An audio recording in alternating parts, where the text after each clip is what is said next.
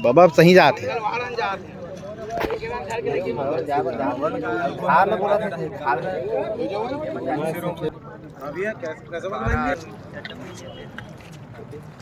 कल करीब 1 बजे हमें सूचना मिली कि मोखला निकट जो थाना सुरगी के अंतर्गत आता है, वहाँ पे करीब 11 से 12 बच्चे हमारे लाखोली के पिकनिक मनाने गए थे।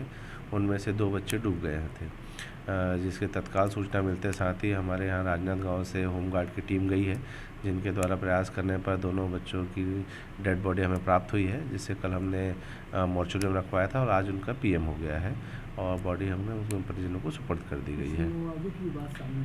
जी, इसमें शासन की तरफ से प्रावधान है, जो निर्धारित प्रावधान है उसके अनुरूप उन्हें वहाँ पे उसका मुआवजा दिया जाएगा। जो इसमें बचाने वाले दल हैं, जो 4-5 लोग बचाए थे, उनको कुछ अनुदान वगैरह ऐसा तो अभी कोई प्रावधान नहीं है, फिर भी जो प्रोत्साहन के लिए है उनको प्रशस्ति पत्र या इस टाइप की चीज़ें हम उनको प्रोवाइड करा सकते हैं। ये लाखोली के रहने वाले हैं सभी के सभी। अरे गोल्ड में टकराई, फिर छूट गए, फिर नहीं छूट गया।